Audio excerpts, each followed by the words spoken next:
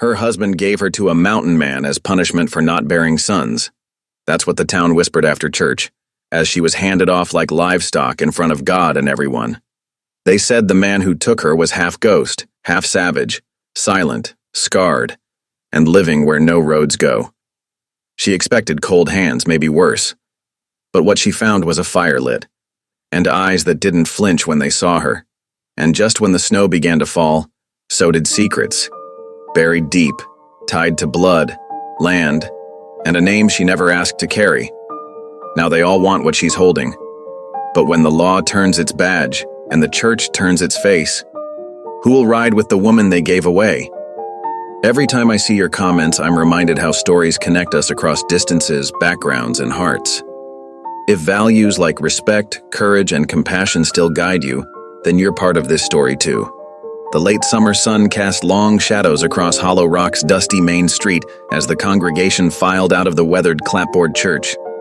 The white-painted building stood stark against the Montana sky, its bell tower reaching toward heaven like a pleading finger. Hannah Lou Braddock's heart quickened as her husband, Thaddeus, gripped her arm and steered her toward the gathered townspeople. "Brothers and sisters," Thaddeus's voice boomed across the churchyard. "The good book tells us that a wife's duty is to bear fruit." His fingers dug deeper into Hannah's flesh. "After 7 barren years, I can no longer abide this failure." Hannah's cheeks burned as whispers rippled through the crowd. Women who'd shared recipes and quilting circles now averted their eyes. The baker's wife clutched her own swollen belly protectively. "Therefore," Thaddeus continued, "I hereby dissolve my connection to Hannah Lou." He yanked her forward, making her stumble. "Fletcher, come claim what we discussed." From the shadows of the livery stable emerged Cade Fletcher, the mountain man they called Bear Man. His buckskins were worn but clean, his dark hair touched with silver at the temples. He moved with the quiet grace of a hunter, saying nothing as he led forward a sturdy pack mule loaded with prime furs. 3 dozen beaver pelts, Thaddeus announced, plus the mule and that fine Kentucky whiskey. He pulled a bottle from his coat with flourish. "Fair trade for damaged goods, wouldn't you say?" Hannah's legs trembled as Thaddeus shoved her toward Cade. The trapper's face remained impassive, but his eyes held something Hannah couldn't name. Not pity, not desire, but perhaps understanding. "Go on then," Thaddeus sneered. "You're his problem now." Cade's calloused hand steadied her elbow as she mounted the mule. He swung up behind her on his own horse, a rangy bay. Without a word, he clicked his tongue and turned their mounts toward the mountain trail. The whispers followed them out of town. Hannah kept her spine straight, though tears threatened. She would not give them the satisfaction of seeing her break. The trail wound higher into the bitterroots as afternoon stretched into evening. The mule's steady gait jostled Hannah's stays until each breath became torture. Her Sunday-best boots, meant for church floors, not mountain paths, pinched with every step. Cade spoke not a word, but occasionally his hand would steady her when the trail grew treacherous. As the sun sank behind the peaks, they crested a ridge to reveal a small cabin nestled in a protected hollow. Smoke curled from its stone chimney and a neat woodpile lined one wall. Hannah's new owner? Husband? What was she to call him? Dismounted first, then helped her down with surprising gentleness. Her legs nearly buckled as they touched earth. 7 hours in the saddle had left her muscles trembling. The cabin door creaked open to reveal a single room, neat but spare. A bed occupied one corner, its quilt patched but clean. A pot-bellied stove squatted in the center, and dried herbs hung from the rafters. Cade lit a brass lantern, its warm glow softening the shadows. He gestured to a pot of beans warming on the stove, then to the bed. When Hannah hesitated, he shook his head and pointed to himself, then to a bedroll near the hearth. The meaning was clear. The bed was hers alone. Hannah sank onto a rough-hewn chair, her corset stays digging into her ribs like accusing fingers. Cade spooned beans into a tin plate and set it before her with a chunk of cornbread. Then he turned his back, giving her privacy to eat. The food was simple but hot, the first she'd had since breakfast. As Hannah ate, she watched Cade spread his bedroll by the fire's warmth. His movements were efficient, practiced, a man used to solitude. Yet there was nothing threatening in his manner, nothing to suggest he viewed her as Thaddeus's trade goods. When she finished eating, Cade took her plate without comment. He added wood to the fire, checked the door's latch, then settled onto his bedroll. The lantern's flame painted shadows on the log walls as Hannah perched on the edge of the bed, still fully dressed. She waited for demands, for cruel words, for rough hands, but Cade simply pulled his blanket up and turned toward the fire, leaving her to find her own way in this strange new world. In the distance, a wolf howled, a lonely sound that echoed Hannah's heart. Yet somehow, in this bare cabin with this silent man, she felt safer than she had in years beneath Thaddeus's fine roof. Hannah lay rigid in the unfamiliar bed, her body tense beneath the rough wool blanket. The cabin's darkness pressed around her, broken only by the dying embers in the hearth. Every creak of the settling logs made her flinch. She waited for heavy footsteps, for demanding hands, the treatment she'd known from Thaddeus when his moods turned dark. But the only sounds were the gentle pop of the fire and Cade's steady breathing from his place on the floor. He'd spread a woven mat near the hearth and wrapped himself in a thick buffalo robe, keeping a respectful distance that seemed as natural to him as breathing. The night hours crept by. Hannah dozed fitfully, her dreams filled with the sneering faces of townspeople and Thaddeus's cruel voice announcing her worth in pelts and whiskey. When she finally drifted into true sleep, it was with her arms wrapped tight around herself as if holding her scattered pieces together. Morning light filtered through the cabin's single window, rousing her.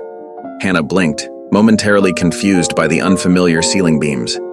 A tin cup steamed on the small table beside the bed, dark coffee sending tendrils of warmth into the cool air. Next to it sat a bowl of beans, simply prepared but hot. The cabin was empty.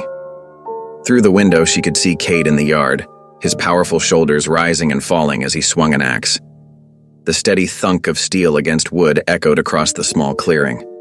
Hannah's feet screamed in protest as she eased them to the floor. Her fine leather boots had not been made for mountain trails, and yesterday's long ride had left them raw with blisters. She limped to the door, holding onto the rough-hewn furniture for support.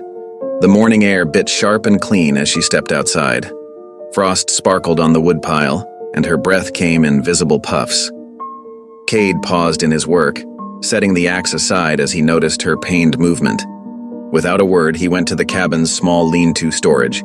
He returned with a pair of soft leather moccasins, well-worn but sturdy. Beside them, he placed a small clay pot that smelled of herbs and pine sap. "For your feet," he said, his voice rough from disuse. They were the first words he'd spoken since bringing her here. Hannah sank onto a stump and carefully removed her ruined boots. Her stockings were spotted with blood where the leather had rubbed raw.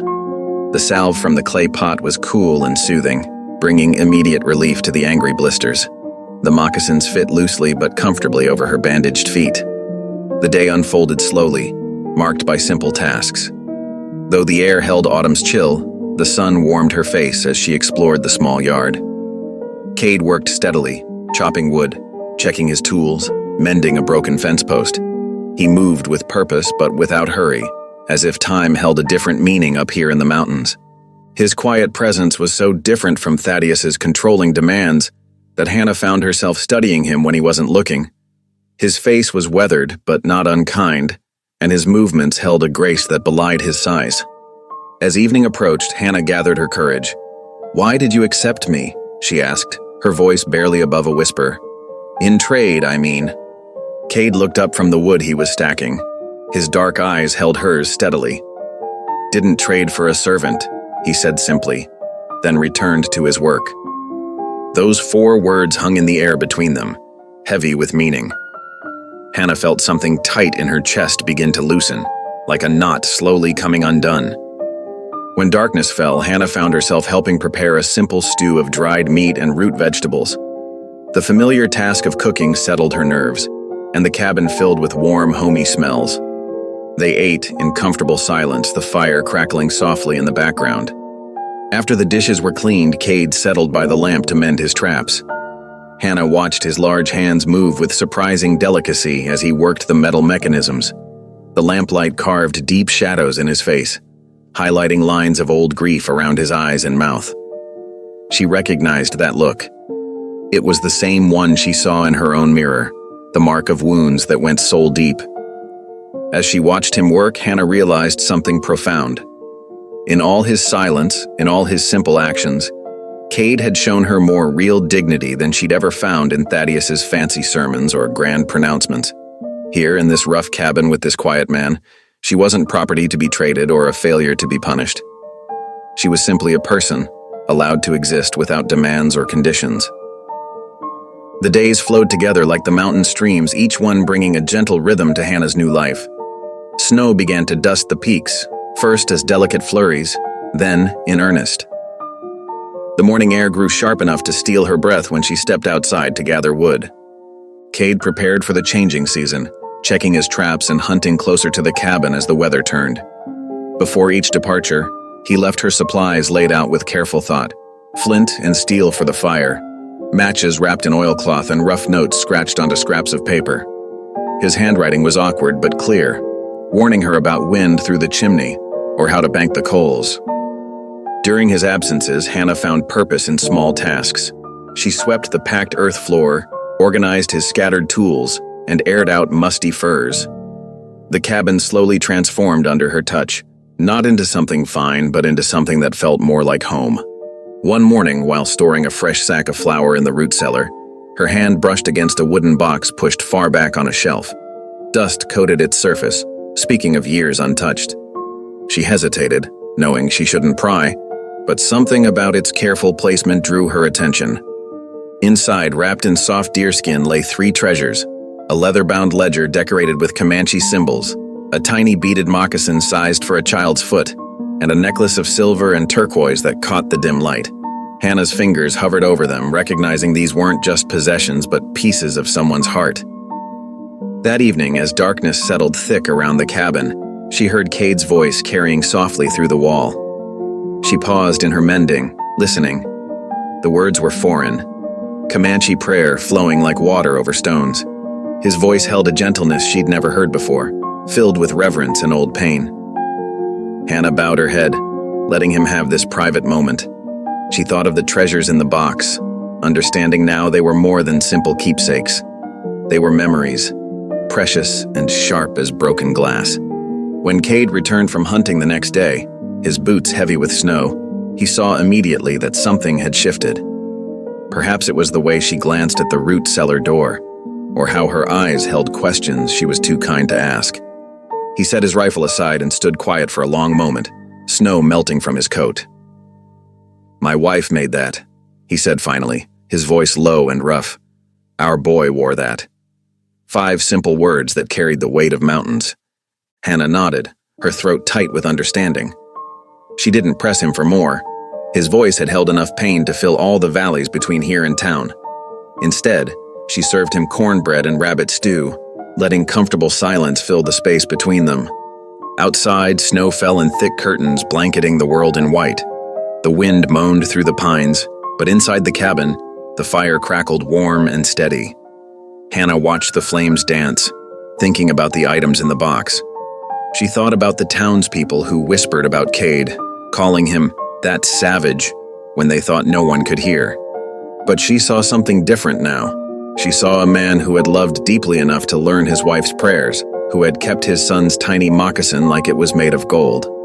She saw someone who had lost everything but still found the grace to show kindness to a stranger. The howling wind rattled the window, but Hannah felt no fear. For the first time since being traded away like unwanted goods, she felt truly warm. Not just from the fire, but from something deeper.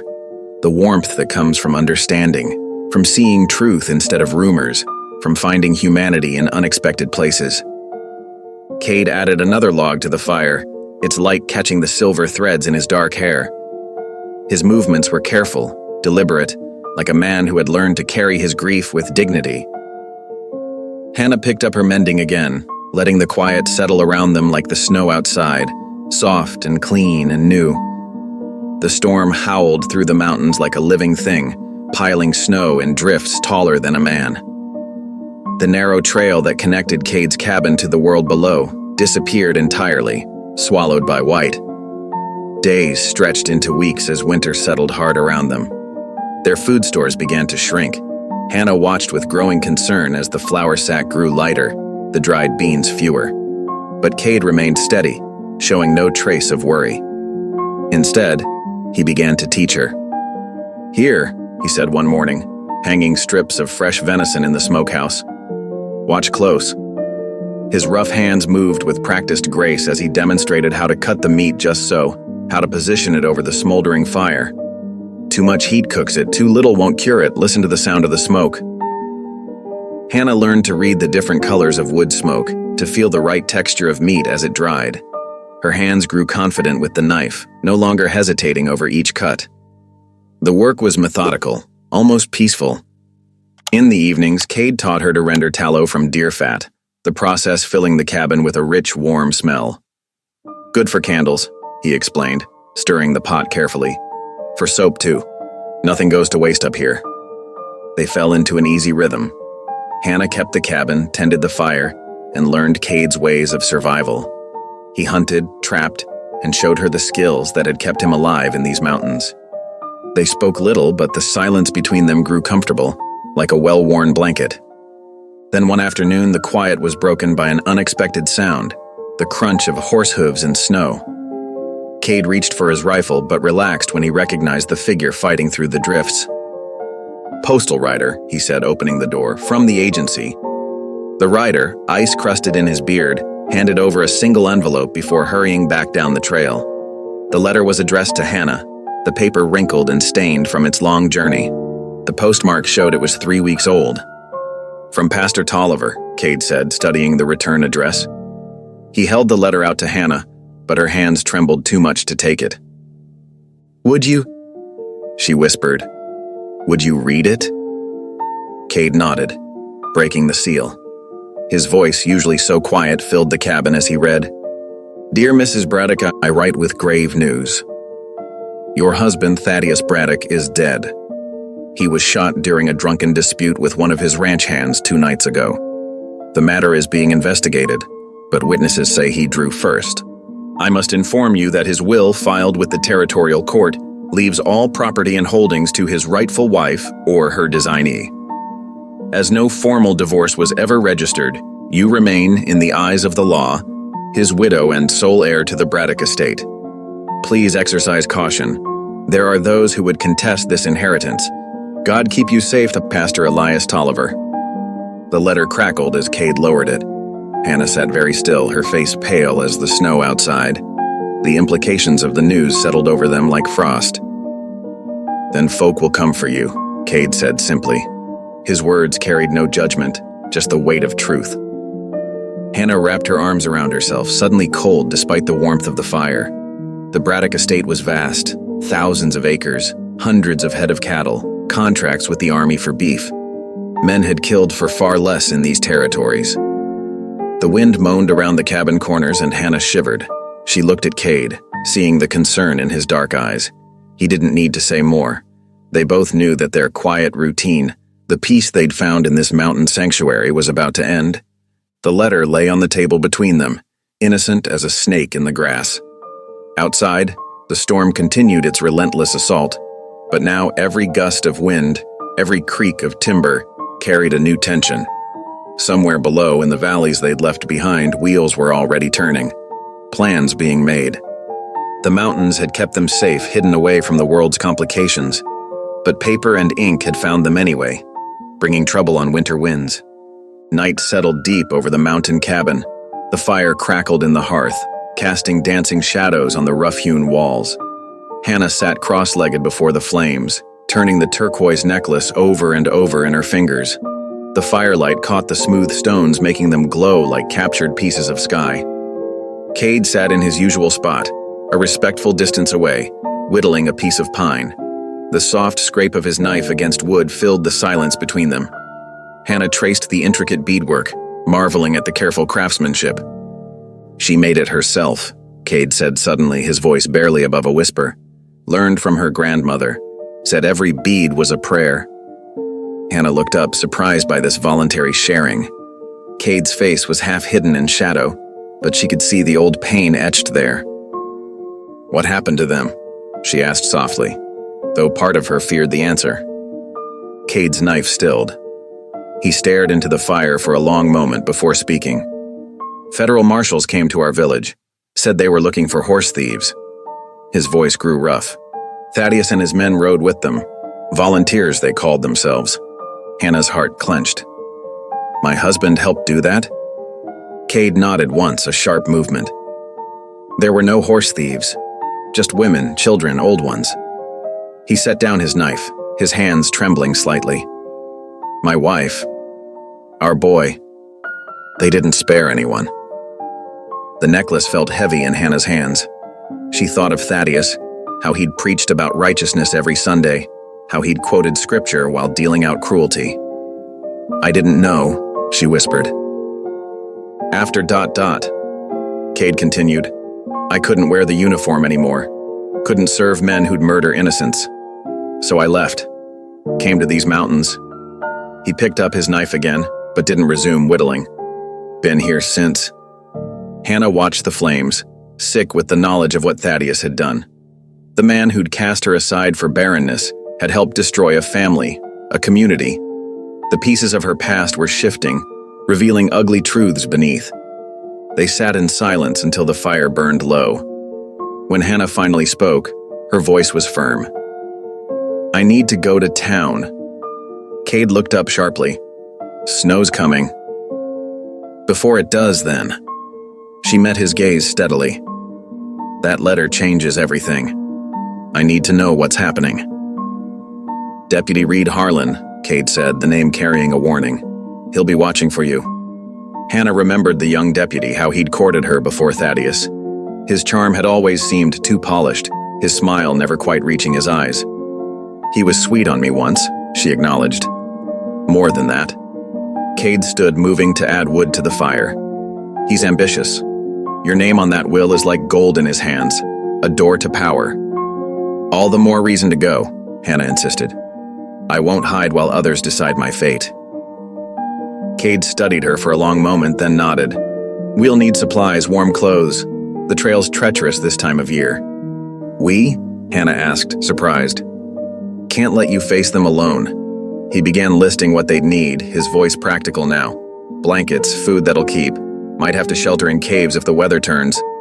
Hannah clutched the necklace, its weight a reminder of all that had been lost, all that might still be lost. But she couldn't hide in these mountains forever, no matter how safe they felt. The truth of Thaddeus's crimes, the inheritance he'd left behind, these were burdens she had to face. They spent the rest of the evening preparing, gathering supplies, checking equipment. Cade showed her how to pack for mountain travel, how to distribute weight evenly in saddlebags. His instructions were clear, patient, born of years of survival in these harsh lands. The fire burned down to embers as they worked, and outside the wind picked up, carrying the promise of snow. Time was short. Soon the passes would be blocked, the town cut off until spring.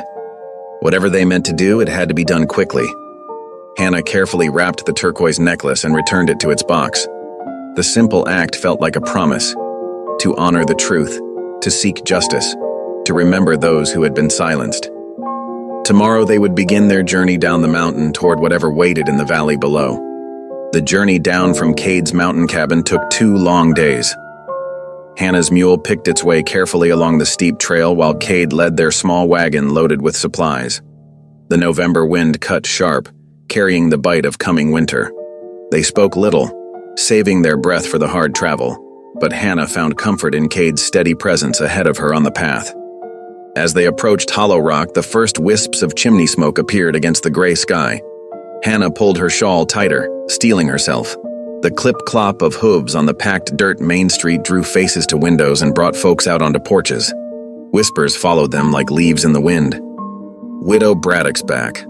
With that mountain man, oh, bold as brass, ain't they?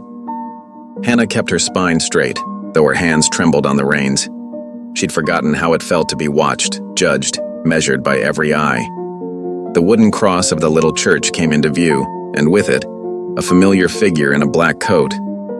Pastor Tolliver hurried down the chapel steps, his aged face creased with genuine concern. Mrs. Braddock, thank the Lord you've arrived safely. He helped her down from the mule, his grip gentle but sure. We've been most worried. Much obliged, Pastor, Hannah said softly, finding comfort in his fatherly presence. But before she could say more, boot heels clicked on the wooden sidewalk.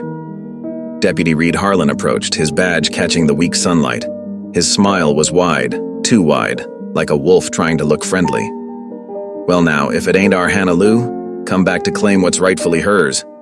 His eyes slid past her to Cade and his smile thinned. "Though some might question the company she's keeping." Cade said nothing, continuing to secure the wagon and animals. His silence seemed to irritate Harlan all the more.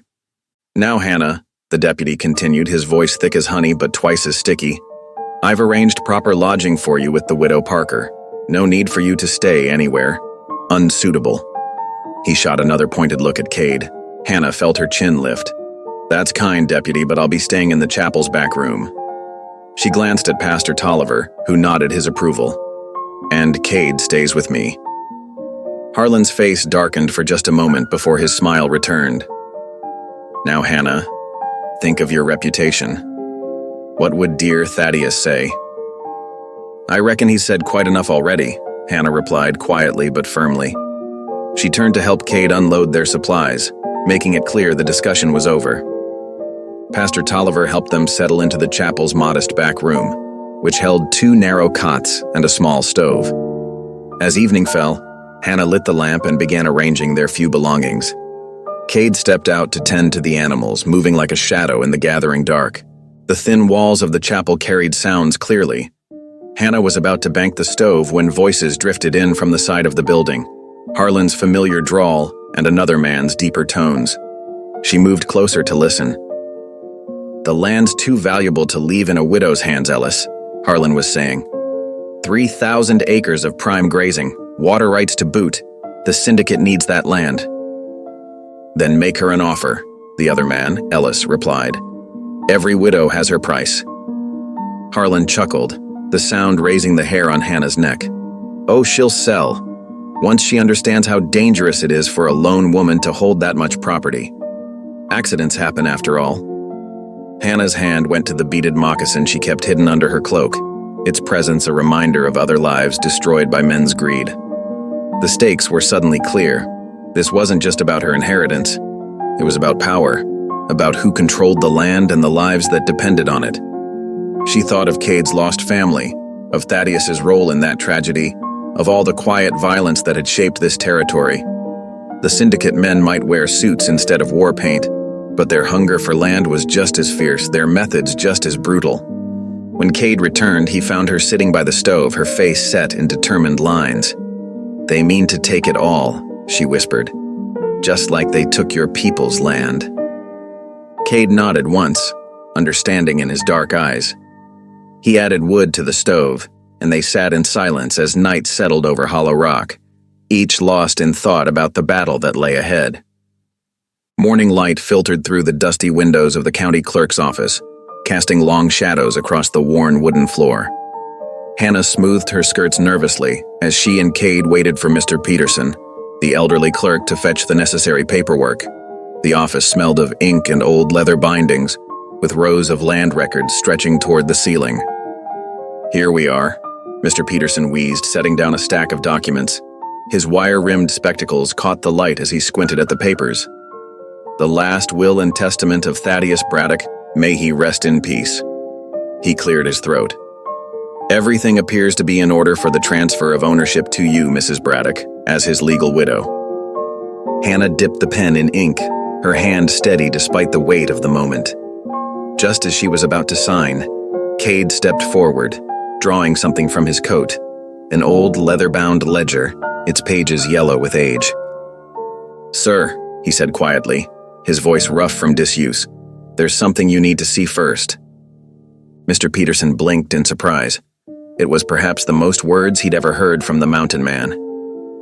Cade carefully opened the ledger, revealing carefully drawn maps and neat columns of text in both English and Comanche. From a pocket, he produced a small carved stone marker, weathered but still showing clear tribal symbols. "This is a treaty marker," Cade explained, setting it gently on the desk. "And these papers show the original boundaries of Comanche territory. The northern section of the Braddock Ranch, nearly 1,000 acres, was seized illegally during the raids of 1867. Hannah's breath caught. She knew what those raids had cost Cade, knew the price his family had paid. Mr. Peterson adjusted his spectacles, peering at the documents with growing concern. "These appear authentic," the clerk muttered, running his finger along the neat rows of surveyor's marks. "But I don't see how—" "I want to split the property," Hannah interrupted firmly. "The stolen portion should be returned to its rightful owners, the surviving members of the Comanche family, if they can be found." A sharp intake of breath from the doorway made them all turn. Deputy Harlan stood there, his face darkening like a thundercloud. "Now see here," he began, stepping into the office. "You can't just give away valuable ranch land based on some old Indian papers." "These aren't just papers," Cade said quietly. "This is truth." Hannah straightened her spine. "I have the legal right to dispose of my property as I see fit, Deputy Harlan, and I choose to right an old wrong." Mr. Peterson cleared his throat nervously, glancing between them.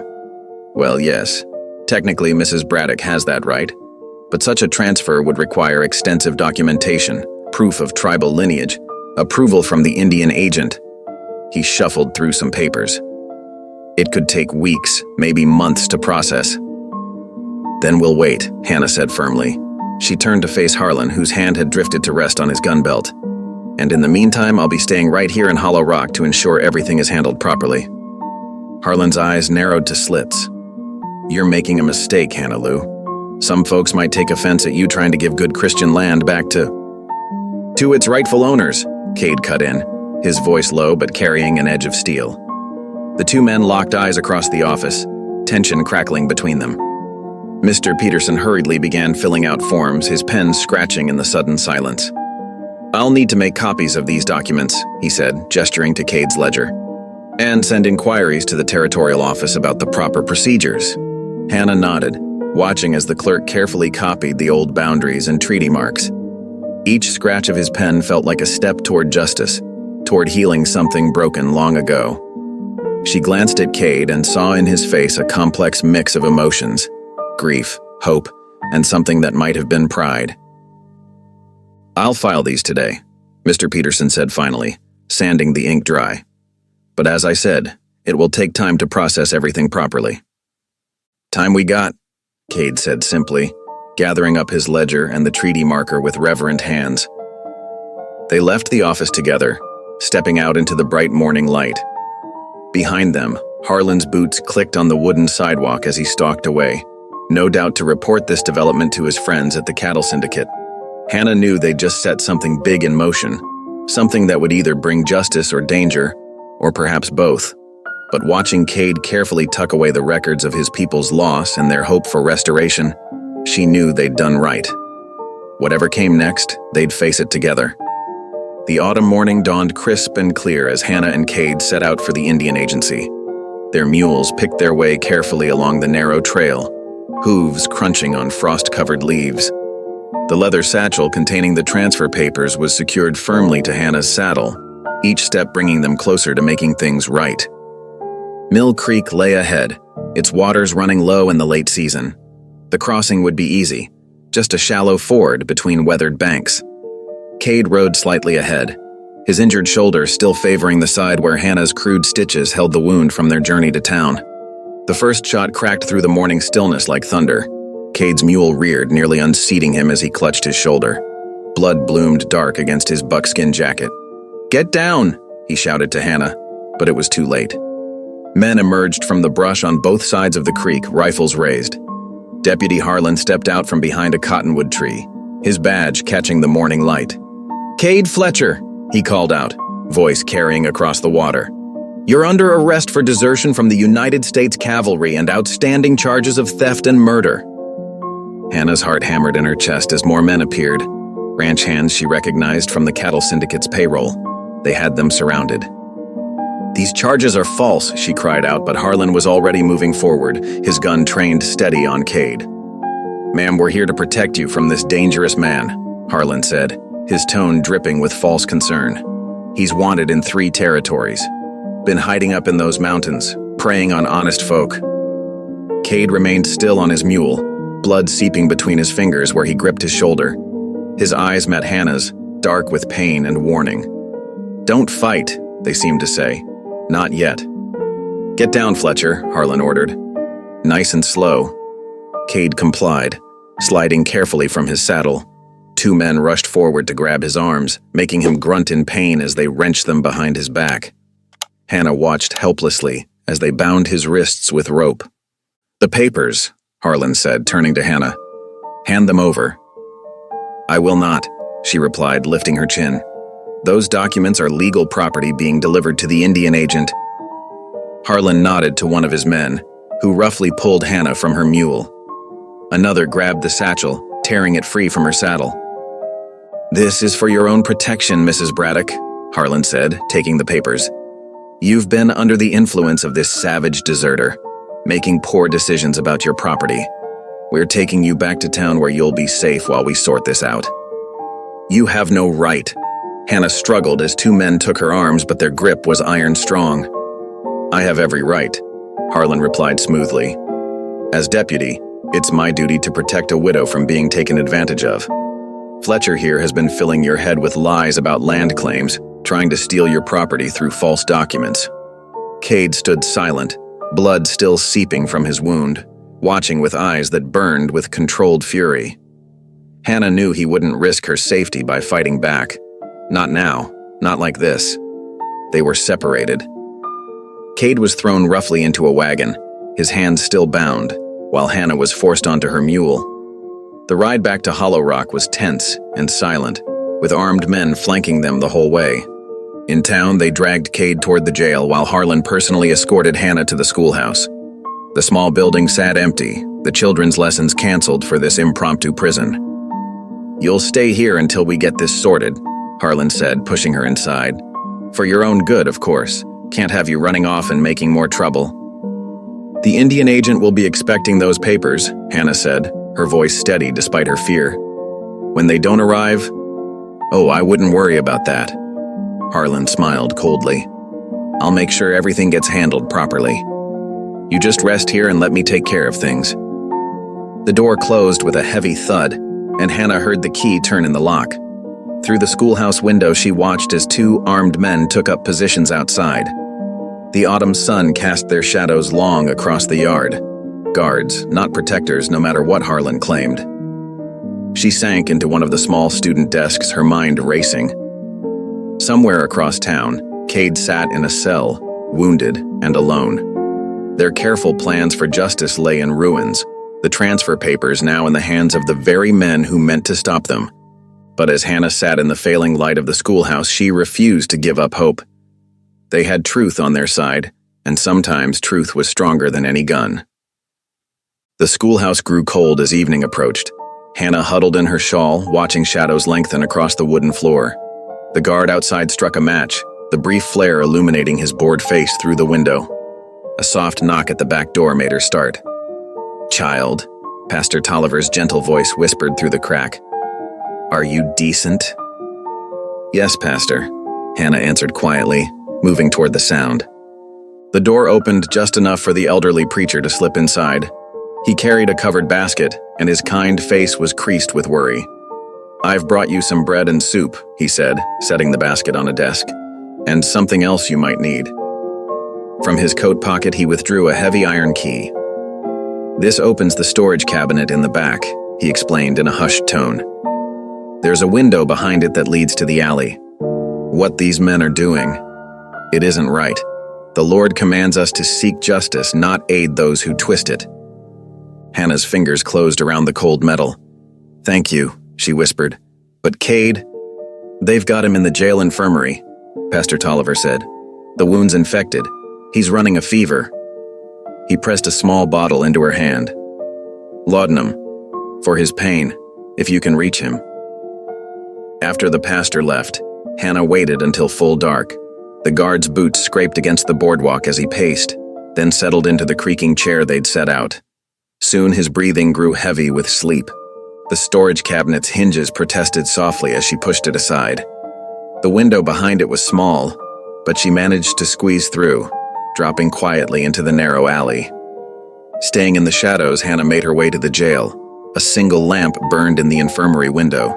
She crept closer, peering inside. Cade lay on a narrow cot, his wrists secured with leather straps, Even in the dim light, she could see the sheen of sweat on his face. His shoulder was badly swollen where crude bandages wrapped the gunshot wound.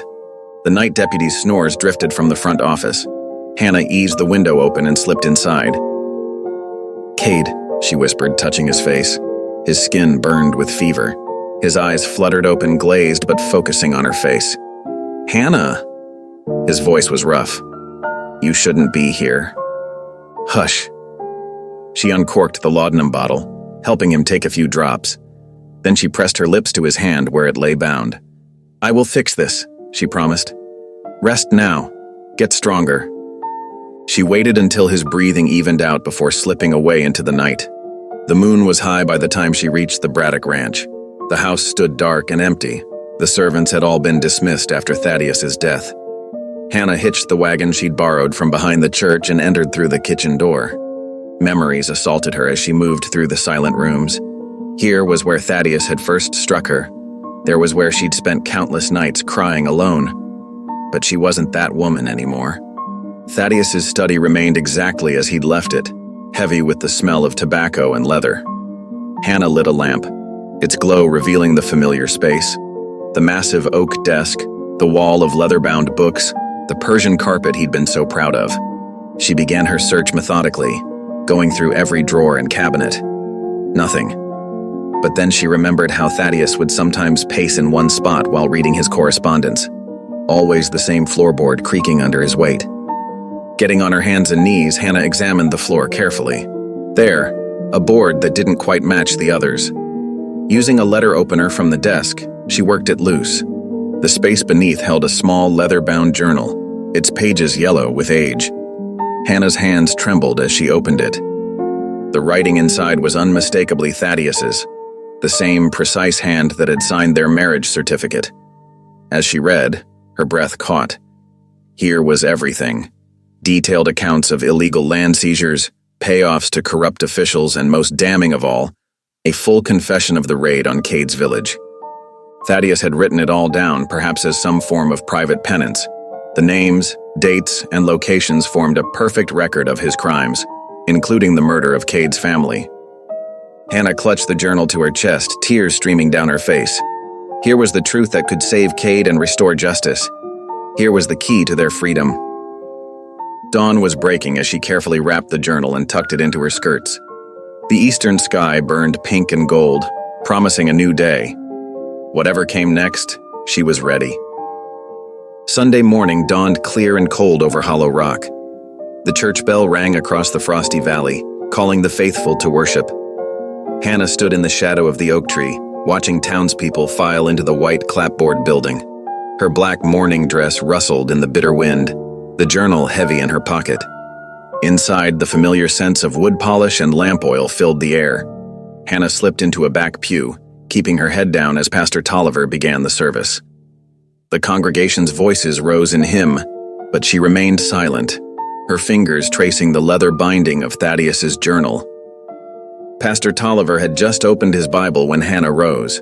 Her boots echoed on the wooden floor as she walked to the front. Whispers rippled through the pews. Mrs. Ellis clutched her pearls. Deputy Harlan's hand moved to his gun belt. "Forgive me, Pastor," Hannah said, her voice stronger than she felt. "But there's truth that needs speaking in God's house today." Pastor Tolliver studied her face for a long moment, then nodded slowly. "The Lord's house should always welcome truth, child." Hannah turned to face the congregation. Sunlight streamed through the windows, illuminating familiar faces. Faces that had watched her humiliation in the churchyard months ago. Faces that had turned away when she needed help. "My husband, Thaddeus Braddock, kept a private journal," she began, opening to the first marked page. "In it, he confessed his sins, not to God but to himself. I will read his own words now." Her voice grew stronger as she read. May 15th, 1872. Today we drove the Comanche from Miller's Creek. The land was too valuable to leave in savage hands. Marshall gave us permission to use force, shot 3 braves who resisted. A woman and child died in the chaos. Fletcher saw it happen. Might be trouble there. But the deed is done. Land will be divided between our syndicate once the papers are fixed. Me's gasps echoed through the church. Hannah turned a page. August 1st, 1872. Paid Judge Wilson $200 to backdate the land grants. Ellis handled the paperwork. Harlan's uncle at the land office made it official. God forgive me, but a man must build his legacy however he can. Deputy Harlan stood, his face red. This is slander. You can't... Let her finish, Pastor Tolliver said firmly. Every soul here deserves to hear the full truth. Hannah continued reading, naming every man involved in the land theft, every bribe paid, every false document filed. She read Thaddeus's detailed account of the raid that killed Cade's family, how they'd murdered innocent people for land that wasn't theirs to take. And here, she said finally, is his last entry written 3 days before he died. The guilt weighs heavy. Fletcher's wife was with child when we killed her. The boy couldn't have been more than 4 years old. I see their faces in my dreams. My barren wife is God's punishment for my sins. Perhaps that's why I gave her to Fletcher, some twisted attempt at redemption. But there can be no redemption without confession. Silence fell over the church. Hannah closed the journal and looked at her neighbors. Cade Fletcher is no criminal. He's a man whose family was murdered for greed. The real criminals have been sitting in these pews counting blood money and calling it God's blessing. These are lies, Harlan shouted, drawing his pistol. But before he could raise it, Pastor Tolliver stepped between them.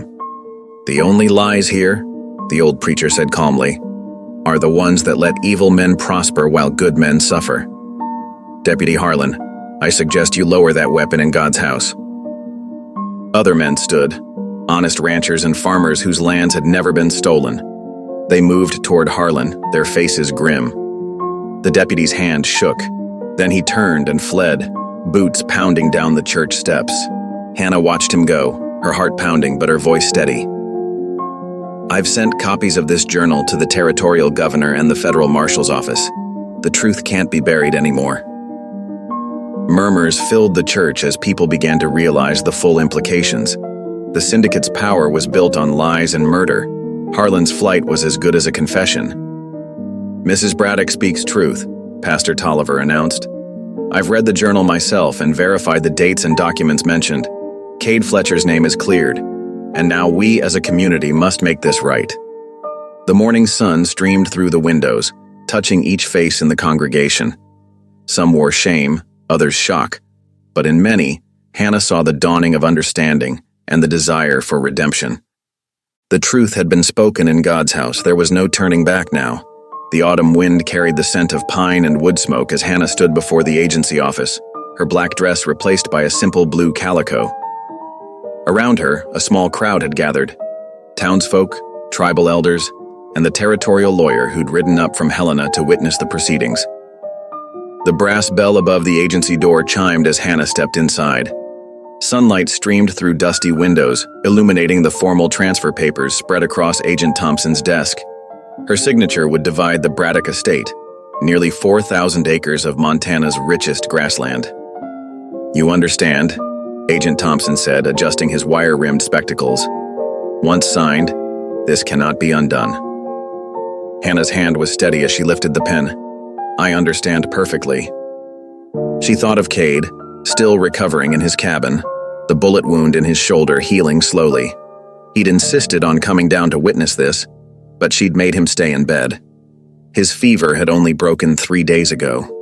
The scratch of the pen seemed loud in the quiet office. Hannah signed her full name, Hannah Louise Braddock, to both sets of papers. The first would return the stolen acreage to the Comanche band from which it had been taken. The second would establish the new school and orphanage on the remaining land. Outside, wagon wheels creaked as the first cattle drives began. The remaining Braddock herds were being moved to auction in Bozeman. The money would fund the school for years to come. Elder Running Horse, his face weathered like old leather, stepped forward to accept the transfer papers. He spoke in Comanche first, then in careful English. This land remembers the feet of our children. Now it will know them again. Hannah bowed her head slightly the way she'd seen Cade do. It was never mine to keep. The rest of the morning passed in a blur of paperwork and handshakes. Pastor Tolliver had already agreed to serve on the school's board of trustees, along with Elder Running Horse and 2 other tribal representatives.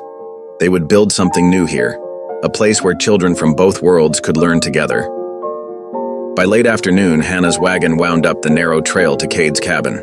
The setting sun painted the mountains gold and purple. Smoke curled from the chimney, and she could see Cade's figure on the porch wrapped in a blanket despite the mild weather. She tied the wagon and climbed the steps, noting how he still favored his left side. The bullet had gone clean through, but the fever had nearly taken him. "You did it then?" he asked quietly. Hannah settled beside him on the rough-hewn bench. "It's done. Elder Running Horse accepted the transfer. The school papers are signed too." She pulled out a folded document.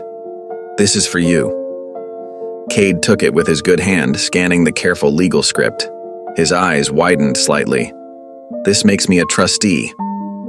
"The children will need someone who understands both worlds," Hannah said. "Someone who can teach them to track and trap, to read the weather and the land. Someone who knows the old stories." A lone meadowlark called from the timber.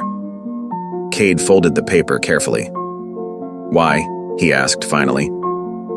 Hannah looked out over the valley where the first stars were appearing. "I'm not giving this land away," she said softly. "I'm giving it back. Back to the people it belonged to. Back to the children who deserve a future built on truth, not lies." She turned to face him. "Back to the memory of your wife and son, who should have lived to see this day." Cade's eyes glistened in the fading light. He reached for her hand, his calloused fingers gentle against her skin. They sat in comfortable silence as darkness settled over the mountains. Below, in hollow rock, lamps were being lit. The town was changing, Hannah knew. Deputy Harlan's flight had broken the syndicate's power. Other men had stepped forward to confess their parts in the land theft, seeking to make amends. It wouldn't be easy, building trust between two peoples who'd known so much pain. But it would be right. "Your wife," Hannah said quietly. "What was her name?" "Morning Star," Cade answered, his voice rough with memory. "And our boy was called Little Bear." Hannah squeezed his hand. "Then we'll put their names first in the school records. They'll be remembered." The mountain air grew cooler as night deepened. In the distance, a coyote called, a lonely, hopeful sound that echoed through the timber. Tomorrow would bring more changes, more challenges. But tonight, sitting beside Cade on his cabin porch, Hannah felt the rightness of what she'd done settling into her bones like a prayer. Spring came early to the Bitterroot Mountains that year. The last patches of snow melted away, revealing tender green shoots pushing through dark soil. Hannah stood in what remained of the cabin's old garden, watching Cade turn over the earth with steady strokes of his spade. The wound in his shoulder had healed well, though he still rolled it carefully some mornings. Now his movements were sure and strong as he worked the ground, preparing it for new life. "My grandmother had a garden like this," Hannah said, kneeling to clear away dead leaves. "She grew healing herbs alongside her vegetables, said that's how the good Lord meant it to be." Cade nodded, pausing to wipe his brow. Morning Star did the same. "The medicine plants need the food plants near. Everything grows better together." They worked side by side through the morning, enlarging the old plot. The garden would need to feed more than just 2 people now. The first children would arrive within the month. 3 from the agency orphanage, 2 from Hollow Rock whose parents had died of fever over the winter. Above them, the cabin's new roof gleamed with fresh-cut shingles. They'd spent weeks repairing it, Hannah handing up boards while Cade hammered them into place. The inside had been transformed too. Fresh whitewash brightened the walls, and Hannah had sewn new curtains for the windows. 2 small bedrooms had been added, with sturdy bunks built by Cade's careful hands. As the sun climbed higher, Pastor Tolliver's wagon appeared on the trail, winding its way up from town. He carried his Bible and a small flask of holy water for the blessing ceremony. Hannah brushed dirt from her skirts and went to greet him. "The Lord's peace be upon this place," the pastor said warmly, accepting a cup of water from the well. His eyes crinkled as he surveyed their work. "You've made something fine here, both of you." The blessing was simple but profound. They gathered in the cabin's main room, where morning light streamed through clean windows. Pastor Tolliver read from Isaiah about new wine and new wineskins, about old things passing away. He sprinkled water in the doorways and corners, his words weaving together Christian prayer and acknowledgement of the sacred land they stood upon. "Let this be a place of healing," he intoned, "a place where 2 peoples become one family under heaven's eyes." After the ceremony, the pastor departed with promises to return when the children arrived. Hannah and Cade stood in the doorway, watching his wagon disappear down the trail. The spring breeze carried the scent of wild roses and fresh-turned earth. Cade touched Hannah's arm gently. "Walk with me?" He led her to a fallen log near the creek, where wildflowers nodded in patches of sunlight. From his pocket, he drew out something wrapped in soft deerskin. "I'm not a man of many words," he said quietly, "but I need to say this right." His fingers worked the wrapping open, revealing a small wooden cross, beautifully carved with intricate patterns of leaves and vines. "My people, both my peoples, may have different ways of asking, but the heart's question is the same." Hannah's breath caught as she recognized symbols from both their worlds intertwined in the carving. Christian crosses flowing into Comanche morning stars, all embraced by living plants that seemed to grow from the very grain of the wood. "You gave back what was stolen," Cade continued, his voice rough with emotion. "You made right what was wrong. You saw me, all of me, when others looked away." He held out the cross. "I'm asking if you'll build this new life with me, not because anyone traded or forced, but because we choose each other, free and true." Tears spilled down Hannah's cheeks as she took the cross, feeling the smooth wood warm against her palm. All the pain of her past, the barren years, the shame, the betrayal, seemed to fall away like winter ice breaking up in spring floods. "Yes," she whispered, and then louder, "Yes." She kissed him then, tasting the salt of her own tears. His arms came around her, strong and gentle, as the creek sang its endless song beside them. When they finally drew apart, Cade touched his forehead to hers in the Comanche way of sharing breath, sharing life. Above them, a pair of hawks circled in the spring sky, their cries echoing off the mountainsides. New life was coming to this high valley. Children's voices would soon fill the quiet places, and ancient wisdom would meet fresh hope in the garden's fertile soil. But for now, it was enough to sit by the singing water, holding each other close, as the wild roses bloomed around them. The first snow of winter dusted the Bitterroot Mountains like powdered sugar on a cake. Inside the cabin-turned-schoolhouse, warmth and activity filled every corner. Little Sarah, just 7 years old, struggled with an armload of split pine while Thomas, nearly 12, steadied her steps. "Easy there," Cade said, taking half the load. "Small loads make for more trips, but safer ones." His voice was gentle, the kind that made children listen without fear. Hannah watched from the doorway, her shawl pulled tight against the chill. The sight of Cade teaching the children still made her heart swell. 5 young ones now called this place home, with 3 more coming for daily lessons from nearby homesteads. The sound of wagon wheels brought everyone's attention to the trail. Through the swirling snow came Elder Joseph, his dark blanket bright with Navajo patterns. The children ran to greet him, knowing he always brought stories with his visits. "The winter spirits dance early this year," the elder said, climbing down carefully. From his wagon, he lifted a beautifully woven pouch. "I bring seeds from our southern gardens. They will sleep through the cold and wake strong in your spring soil." Inside, Hannah served hot tea while Elder Joseph blessed the room with sacred smoke and prayers in 3 languages. The children sat transfixed as he explained how each seed held stories of its own people, its own journey. Later, as evening drew its purple curtain across the mountains, the family gathered around the hearth. Cade's voice, once so rarely heard, filled the room with ancient words. "The Lord is my shepherd, I shall not want. He maketh me to lie down in green pastures." Sarah, curled against Hannah's side, watched the firelight play across Cade's face. "Miss Hannah," she whispered, fingers twisting in her nightdress, "was Mr. Cade always this kind?" Hannah's hands moved steadily through the girl's long hair, braiding it for sleep. She caught Cade's eye across the room, saw the shadow of old pain fade into the light of now. "No, little one," she said softly. "He learned it the hard way, like me." The fire crackled, sending sparks up the chimney like tiny stars. Outside, snow continued to fall, blanketing the garden where food and medicine grew side by side. The school bell, silent now, waited for tomorrow's lessons. Here in this place, built from broken pieces and mended hearts, peace had finally found root and flourished. Cade closed the Bible, his wedding band catching the firelight. Together they had become what the land needed. Not owners, but stewards. Not judges, but healers. Teaching the next generation that love, like winter wheat, grows strongest through the hardest seasons. Chapter 14. Treated like no one. The first snowfall came early that year, thick flakes swirling outside the cabin windows like dancers in white dresses. Hannah sat in the old rocking chair by the fireplace, little Sarah sleeping soundly in her lap. The child's breath came soft and steady, her small hands clutching Hannah's shawl. The door creaked open, bringing a swirl of snow and Cade's broad figure. He stamped his boots quietly, mindful of the sleeping child. From his satchel, he pulled out dried herbs wrapped in cloth and a brown paper bag of sugar, precious items from his trip to the trading post.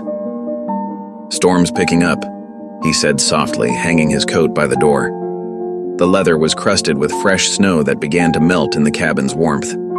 Hannah watched him move about the kitchen, his movement sure and gentle as he set coffee to brew. The familiar scent soon filled the air, mixing with wood smoke and pine. Outside, she could hear the other children's laughter as they caught snowflakes on their tongues, their joy echoing across the yard. Cade brought her a steaming cup, careful not to disturb Sarah. He settled into his chair beside them, and together they watched the storm through the window. The silence between them was comfortable, like a well-worn quilt.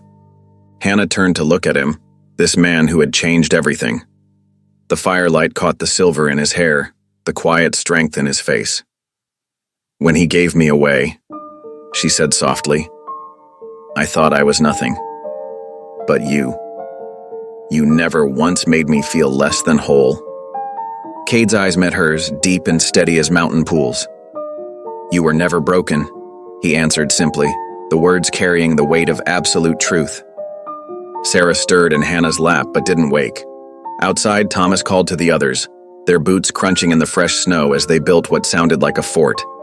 The home was warm, filled with the kind of peace Hannah had once thought impossible. She reached for Cade's hand and he took it, his calloused fingers gentle. Thank you for listening. Stories connect us in the most unexpected ways. If you felt that spark today, make sure you're subscribed. I share a new one daily, and the next might change your day.